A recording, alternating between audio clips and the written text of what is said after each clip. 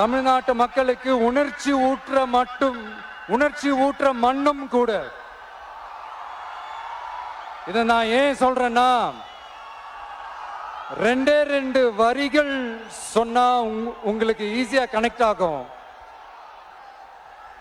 தமிழன் என்று சொல்லடா, தலை நிமிர்ந்து நில்லடா. எப்படி? தமிழன் என்று சொல்லடா, தலை நிமிர்ந்து நில்லடா.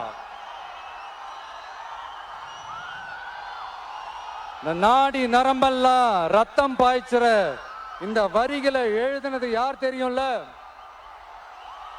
யாரு எழுதுனா? விஜயகாந்த் சார் சொன்னாரு. ஆனா நம்ம அண்ணன் கேப்டன் அவர்களுக்கு மட்டும் இல்ல, நமக்கும் சேர்த்து எழுதின இந்த வரிகளை யார் எழுதினது தெரியல?